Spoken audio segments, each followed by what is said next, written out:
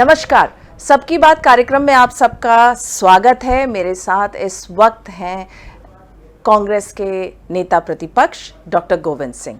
आइए हम उनसे बातचीत करेंगे, चर्चा करेंगे। डॉक्टर गोविंद सिंह जी, आपका स्वदेश न्यूज के इस खास कार्यक्रम सबकी बात में बहुत बहुत स्वागत है। आपको भी बहुत बहुत धन्यवाद। सबसे पहले तो आपको बधाई देना चाहूंगी कि नेता प्रतिपक्ष आप बने। कई दिनों से जो है कयास लग रहे थे, चर्चा में थे, चर्चा चल रही थी।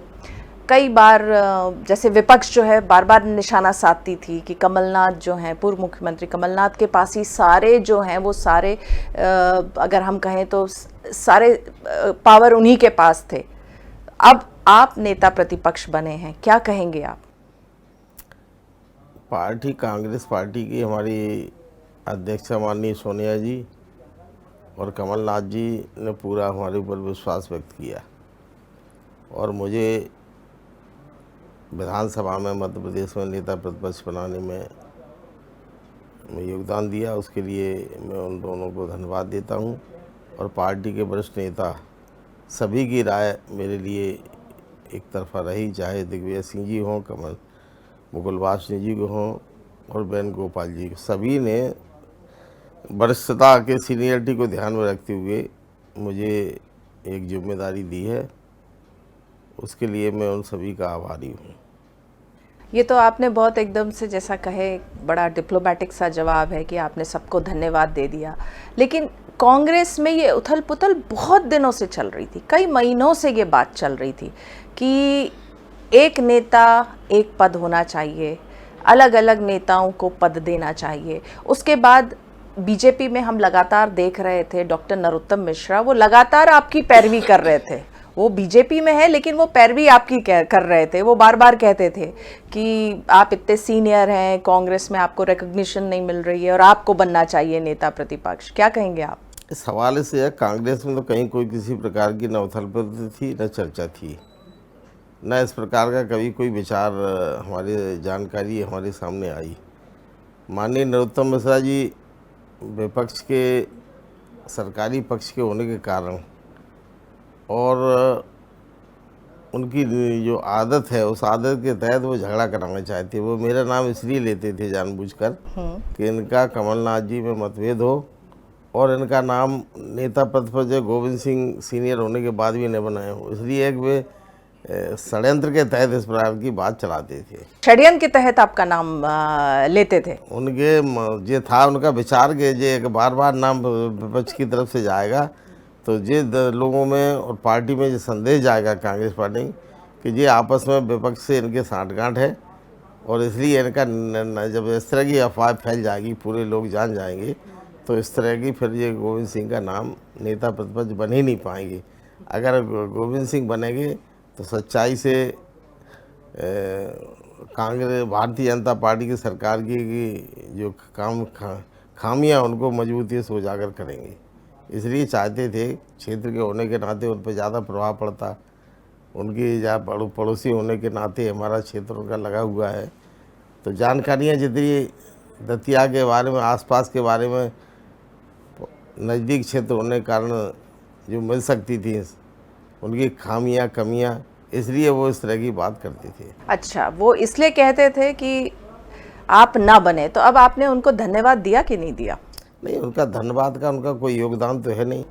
उनका तो योगदान मामला बिगाड़ने में रहता था, तो जो सोच उनकी थी इसलिए इनको धन्यवाद देने का मैंने कोई आवश्यकता नहीं समझी।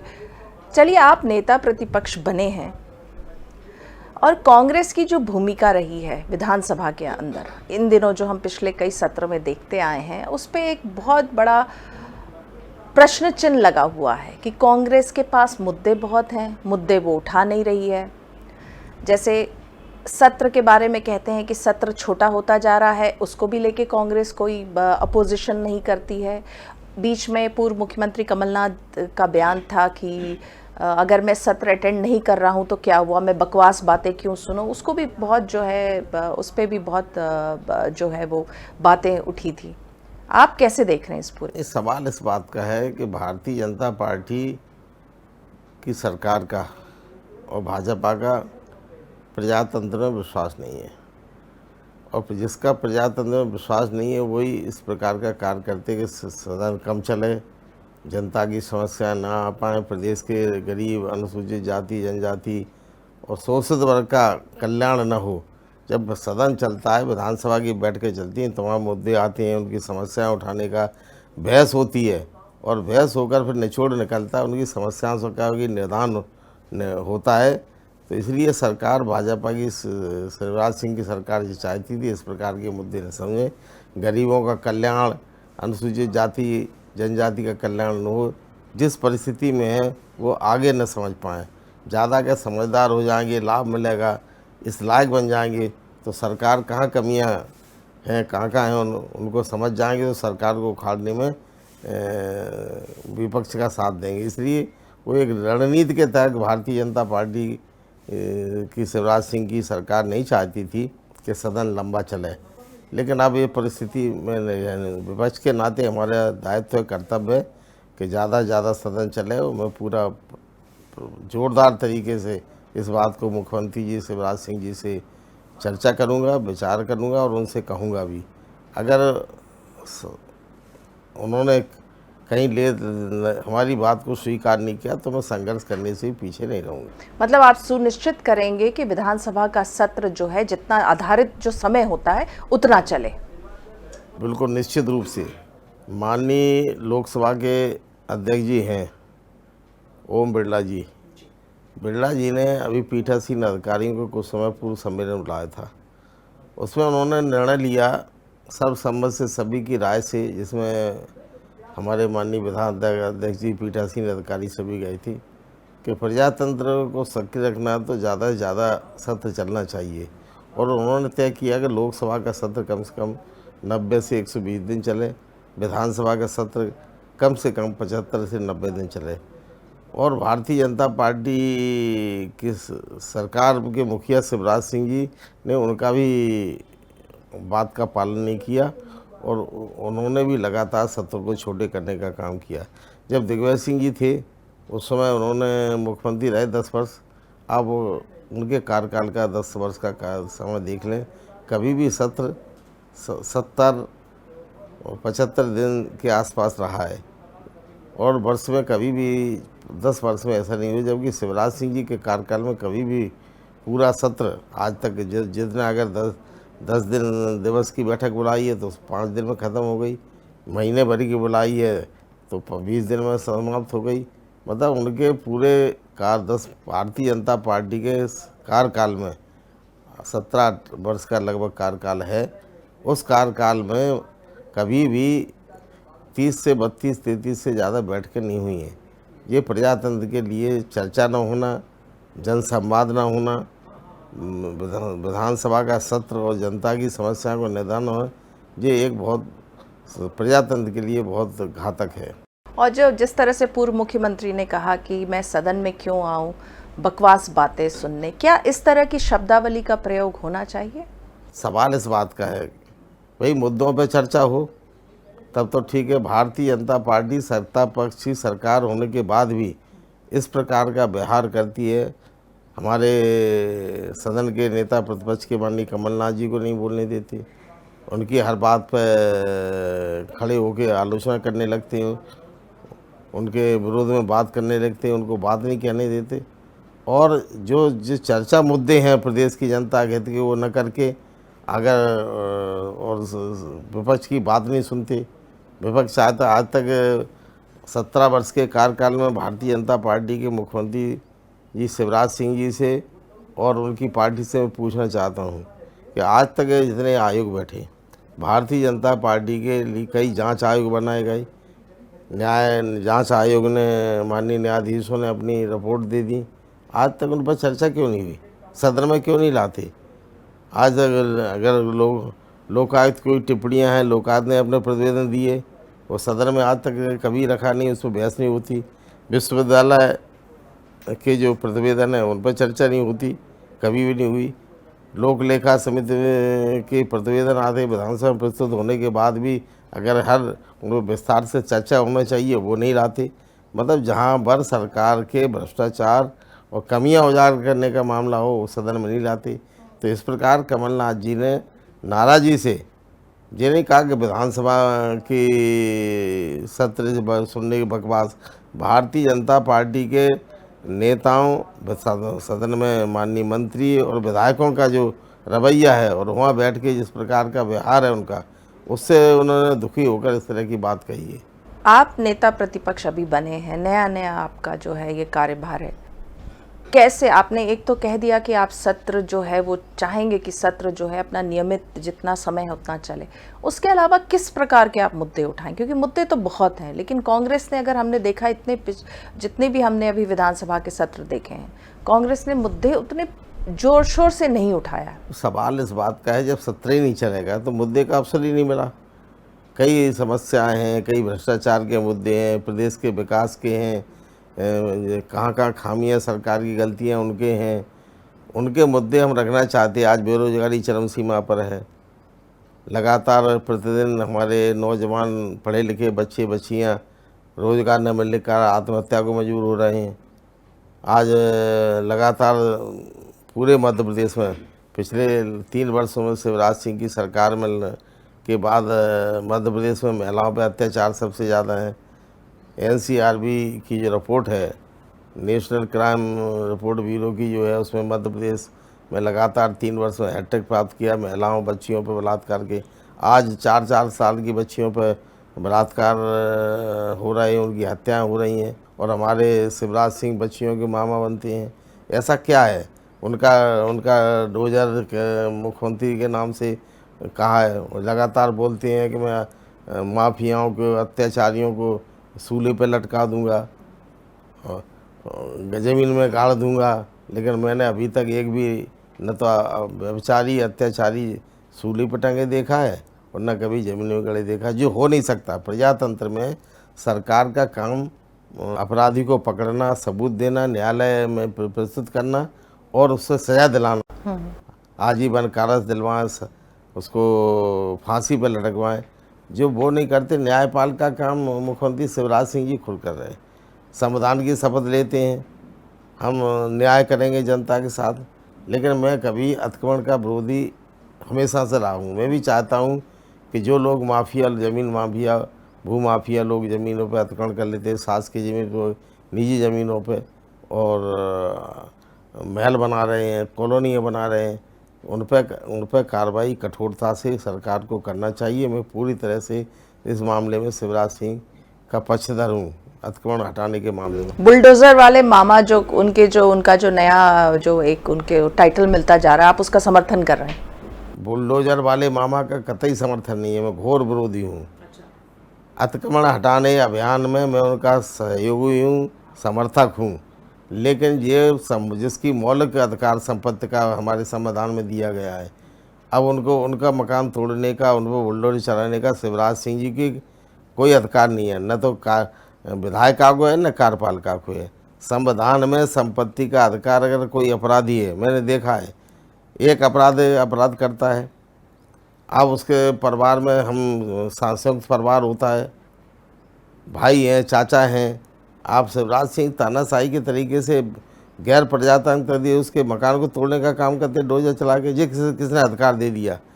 मुख्यमंत्री शिवराज सिंह जी को, कार्यपालिका को या विधायिका को संविधान में कोई अधिकार नहीं है कि किसी को सजा दें जी। फिर अगर कोई आदमी निर्दोष साबित होता है, आप उसकी संपत्ति बर्बाद कर रहे हैं।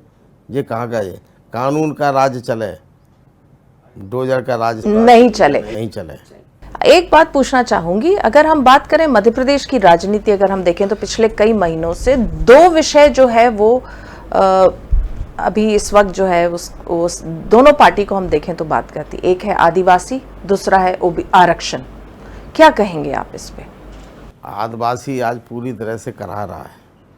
पूरे मध्य प्रदेश पे के आदिवासी पे, गरीब तबके के लोगों पर भारतीय जनता पार्टी के नेताओं, बजरंग दल, विश्व हिंदू परिषद, राम सेना का अत्याचार ढाए जा रहे हैं। इनके जगह जगह इनको ट्रेनिंग दी जा रही है। हमारे पास प्रमाण है सिवनी के, जे इन्होंने अभी 2 आदिवासियों भाइयों पे रात को 1:30 बजे गौ किसी के नाम पे, फर्जी नाम पर, न तो उसका परीक्षण हुआ, न उसका गौ का मांस मिला। उसके बाद रात को घर से निकाल के बेरहमी से पीटते हैं, उनकी हत्या कर देते हैं। और 20-25 गांव के रात को 60-70 लोग कैसे पहुंच जाते हैं 1 बजे। और इस तरह के उनको हमें लोग, वहाँ की पूरी जनता ने, आदिवासी भाई ने बताया कि ये लोग ग्रोह बनाकर हम लोग दिन भर मजदूरी करते हैं, इसका पैसा नहीं देते हमें, हमारे घर पे काम करवाते हैं 1-1 महीने और मार पीट करके भगा देते हैं।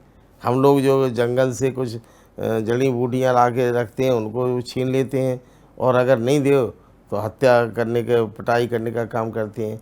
ये तो प्रमाणित हो चुका है। पुलिस ने, मध्य प्रदेश की पुलिस ने भी जब गई है तो उनके सामने बजरंग दल के लोग उन आदिवासी भाइयों को मार रहे थे। उनकी पत्नियां कह रही थी कि मेरे को मार दो, हमारे पति की सुरक्षा करो, लेकिन उनको भी मारा, उनकी बेइज्जती की, उनके ठोकरें मारी। लेकिन आदिवासी हितैषी तो बन रही है ना भाजपा, बार बार आदिवासी हितैषी अपने आप को बता रही है, सम्मेलन कर रही है, बार बार वो आदिवासी हितैषी के लिए कितनी सारी योजनाएं भी ला रही, घोषणाएं कर रही है। केवल घोषणा, शिवराज सिंह जी ने पूरे 16-17 वर्ष के कार्यकाल में करीब 50-60 हज़ार घोषणा की हैं। उन घोषणाओं में 10% का भी पालन नहीं हुआ है। वो मैं तो पहले ही से हमेशा कहता रहा हूँ कि शिवराज सिंह जी मुख्यमंत्री घोषणावीर मुख्यमंत्री हैं, क्रियान्वयन वाले करने वाले मुख्यमंत्री नहीं हैं। अगर इस तरह का आदिवासियों के साथ तो ये बर्ताव क्यों हुआ? उनका, हमारे आदिवासी भाई और महिला जिनके पति चले गए, उनको एकमात्र उनकी मांग थी, वो थी कि भाई हमारे पति, हमें पैसा नहीं चाहिए सरकार से, हम गरीब लोग हैं, मजदूरी करके अपना पेट पाल लेंगे। लेकिन शिवराज सिंह जी, जिस प्रकार आपने डोजर चला के तमाम लोगों के मकान तोड़े हैं, तो अपराधी जो बजरंग दल, विश्व हिंदू परिषद, बजरंग राम सेना के, उन पर अत्याचार, भारतीय जनता पार्टी के सहयोगी उन के ऊपर डोजर क्या नहीं चला। हालांकि मैं किसी की संपत्ति तोड़ने के पक्ष में नहीं हूँ, लेकिन जिन महिलाओं का, उनके परिवार के, आदिवासी सामूहिक रूप से केवल एक मांग थी कि उनके बुलडोजर चले। क्या बुलडोजर केवल विपक्षी दल के नेताओं को? गरीब आदमी, अनुसूचित जाति, जनजाति, पिछड़ा वर्ग, शोषित दलितों के ऊपर शिवराज सिंह का डोजर चलता है? जो ऐसे अपराधी जो उनकी पार्टी के, उनके लिए डोजर का उस तरफ क्यों नहीं जाता है? तो एक, चलिए, आप कह रहे हैं कि घोषणावीर मुख्यमंत्री हैं, लेकिन उन्होंने ही, उनके ही नेतृत्व में तो प्रदेश में 3 बार सरकार आई, बीजेपी की सरकार आई, सत्ता में काबिज हुई बीजेपी। इस बार भी सत्ता आप लोग के हाथ से फिसली तो उन्हीं को मुख्यमंत्री बनाया गया। इस बात को मैं ये कह सकता हूँ कि इसमें सरकार की नीतियों के कारण नहीं आई, हमारे कुछ संगठन की कमी या हमारी कुछ कहीं ना कहीं कमजोरी रही है, इसलिए वो सत्ता में आए हैं और उसका लाभ उन्हें मिला है। आपकी कांग्रेस की कमजोरी का लाभ मिला है।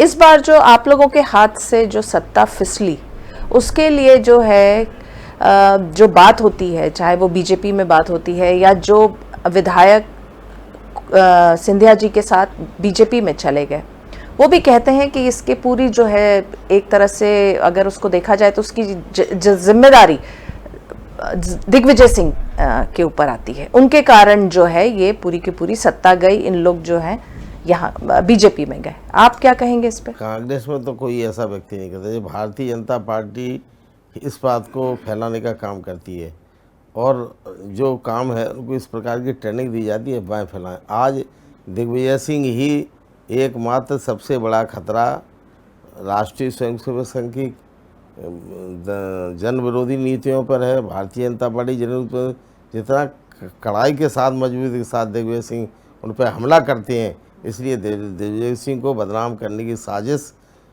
केंद्र से लेकर नीचे तक भारतीय जनता पार्टी के लोगों को इस प्रकार का निर्देश है कि दिग्विजय सिंह की छवि खराब करो।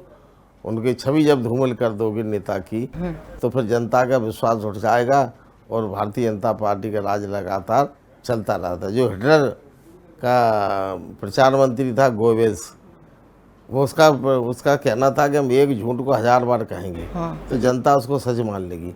पूरी तरह से भारतीय जनता पार्टी हिटलर के पदचिन्हों पर चल रही है, तानाशाही तरीके से चल रही है, और उसी के तहत ये प्रचार करके दिग्विजय सिंह जी को साजिश के तहत उनकी छवि खराब करने का प्रयास किया जाता है। तो आपका मानना ये है कि दिग्विजय सिंह जो टारगेट में रहते हैं बीजेपी में, वो एक सुनियोजित तरीके का, एक साजिश के तहत है, पर आप उनके इत्तेफाक रखते हैं, उनके जो बयान आते रहते हैं, ट्वीट्स आते रहते हैं, वो लगातार कंट्रोवर्शियल रहते हैं। 1000% मैं दिग्विजय सिंह की बात का समर्थन करता हूँ। दिग्विजय सिंह जी ने पार्टी के नीति के हटके संविधान के विपरीत कोई बयान देने का काम नहीं किया। उन्होंने जो भी कहा है, हिंदुस्तान में क्या राजनीति वालों को धार्मिक भावना उखाड़ना चाहिए, देश में दंगा फसाद कराना चाहिए, आपस में जो भाईचारा अमन चैन था उसको बिगाड़ना चाहिए। भारतीय जनता पार्टी कोई कार्यक्रम नहीं करती, कोई उनकी नीतियाँ नहीं है, कोई कार्यक्रम नहीं, जनता के हित में नहीं है। तो एकमात्र रहता है कि इस हिंदुस्तान में भाईचारा में वैमनस्यता डालो, दंगे सार्वजनिकता से उनमें आप वैमनस्य पैदा करो और आपस में लाके जो सनातन धर्मी हैं, हिंदू धर्म के लोग, उनकी संख्या, उनको उनकी भावना को बाहर कर आपस में लाके सत्ता हासिल करना। और यही कारण है कि मंदिर के नाम पर, राम मंदिर के नाम पर भारतीय जनता पार्टी ने सरकार बनाई, उनको भड़काया, दंगे कराए, मारकाट भी हुई कई जगह, इसमें मौत हुई। मंदिर क्या, मंदिर कोई मुद्दा? मंदिर क्या इनके ठेकेदार अकेले भारतीय जनता पार्टी आरएसएस के लोग हैं, विश्व हिंदू परिषद के लोग हैं, हम नहीं हैं। भगवान ये कहाँ से हो सकते हैं? भगवान राम का मंदिर हम ज़्यादा चाहें, भगवान राम के तो हम तो वंशज बैठे। भगवान राम हमारे पूर्वज हैं, इष्ट देव हैं, हमारे वंशज हैं, हम उनके वंशज हैं। तो भगवान राम के लिए हमें कोई दर्द नहीं है। ये नहीं, भारतीय जनता पार्टी ने ठेका ले रखा है, लेकिन हम चाहते, कांग्रेस पार्टी की नीति है कि इस देश में सब अमन चैन से रहें, सब भाईचारे से रहें। संविधान में सबको अधिकार है, सभी धर्मों को अपना स्वतंत्रता के साथ अपने धर्म का पालन करने का अधिकार है, बात बोलने का अधिकार है, संपत्ति का अधिकार। इसको ये समाप्त करना चाहते हैं और यही तरीके से सरकार के पास कोई मुद्दे नहीं, कोई काम नहीं है शिवराज सिंह जी पे। तो इस प्रकार की कार्रवाई जगह जगह फैलाकर आपस में भाईचारे को लड़ा झगड़ा कर दोबारा सत्ता में हासिल कर, यही इनकी योजना। कांग्रेस में पिछले दिनों एक मीटिंग हुई थी जिसमें कमलनाथ जी को जो है वह 2023 का फेस बनाया गया है कांग्रेस का। आप इत्तेफाक रखते हैं? पूरी तरह से कमलनाथ जी सर्वमान्य नेता हैं। कमलनाथ जी सक्षम हैं, अनुभवी हैं और मध्य प्रदेश में सर्वमान्य नेता हैं।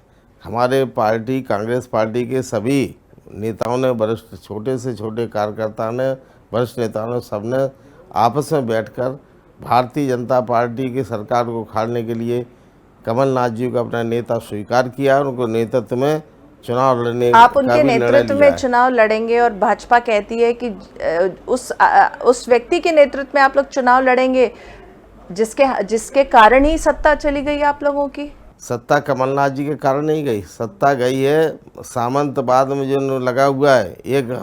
मैं जब से कांग्रेस पार्टी में हमने होश संभाला है, कार्य कर रहा हूँ कार्यकर्ता की हैसियत से, तब उसी समय से मैं इस खानदान, सिंधिया खानदान का नीतियों का विरोध रहा है। चलिए, लेकिन आज बीजेपी में तो उनको देखिए और उनके साथ जो गए हैं उनको तो सिर माथे पे बिठाया गया हुआ है। तो अगर राज ऐसे राज प्राप्त करता है, ऐसा राज प्राप्त करना कांग्रेस पार्टी और डॉक्टर गोविंद सिंह इसको पसंद नहीं करती। लेकिन राजनीतिक गलियारों में तो ये चर्चा बार बार हो रही है कि उनको जो है प्रोजेक्ट किया जा सकता है 2023 के चुनाव में, और अब वो भोपाल भी उन्होंने अपना जो है वो अभी गृह प्रवेश भी कर लिया है। मैं तो पूरा प्रसन्न हूँ अगर सिंधिया जी को बागडोर भारतीय जनता पार्टी मुख्यमंत्री के रूप में देती है, तो मैं इस बात को उनको धन्यवाद दूंगा और भाजपा को भी प्रशंसा करूंगा। उन्होंने एक अच्छा काम किया है, क्योंकि उस समय सिंधिया जी की जब बागडोर होगी तो गरीब, अनुसूचित जाति, जनजाति, सामंतवादी लोग उनके रहेंगे, आम जनता, जो पूरी जनता, गरीब, महिला, कांग्रेस, पिछड़ा वर्ग, पूरा गोलबंद होकर सिंधिया का सफाई करने के कांग्रेस के झंडे के नीचे आ जाएंगे और सिंधिया जी का सब कांग्रेस पार्टी भारी बहुमत से मध्य प्रदेश में सरकार बनाएगी, भारतीय जनता पार्टी का सफाया कर देगी। इतना विश्वास है आपको? पूरी तरह से। हाँ। और अगर मुख्यमंत्री शिवराज सिंह चौहान ही हो गए फेस, तो शिवराज सिंह का चेहरा तो जनता देख चुकी है, अब उब गई है। एक सवाल जाते जाते पूछूंगी क्योंकि समय की भी कमी है। कांग्रेस की जब बात होती, मध्य प्रदेश कांग्रेस की हम बात करें, जब बात होती है तब अलग अलग गुट की बात होती है। एक तो आप लोग के यहाँ बहुत वरिष्ठ नेता बहुत हो गए हैं, बहुत सारे गुट हैं, तो आपको लगता है इस गुटबाजी को पाट कर आप लोग एकजुट हो पाएंगे? कांग्रेस में कोई जब एक मान सर्वमान नेता कमलनाथ जी हैं हमारे, सबने सर्वसम्मत से तय किया है, तो एक गुट है। कांग्रेस में एक नेता है मध्य प्रदेश में, वो कमलनाथ, और दिल्ली में एक नेता है हमारी राष्ट्रीय अध्यक्ष सोनिया गांधी।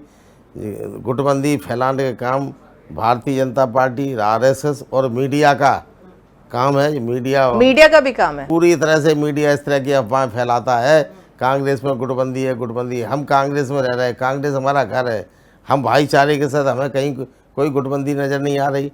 जो हमारे घर में नहीं है, हमारे परिवार के सदस्य नहीं है, कांग्रेस की रीति को जानते नहीं है, वो गुटबंदी की बातें अखबार समाचार पत्रों में, मीडिया में, भारतीय जनता पार्टी के षड्यंत्र में फंसकर इस तरह की अफवाह चलाती हैं। चलिए, डॉक्टर गोविंद सिंह जी, आपने स्वदेश न्यूज़ के इस खास कार्यक्रम सबकी बात में अपना समय दिया, इतने विस्तार में इतने सारे विषयों पे आपने हमारे साथ चर्चा की। आपका बहुत बहुत धन्यवाद और हमारी शुभकामनाएं आपके साथ। आपको बहुत बहुत धन्यवाद। आप इसी प्रकार से जनता की बात पूरे प्रदेश में और देश में पहुंचाएं, भारतीय जनता पार्टी की नीतियों के जनविरोधी नीतियों को उजागर करें। जी धन्यवाद।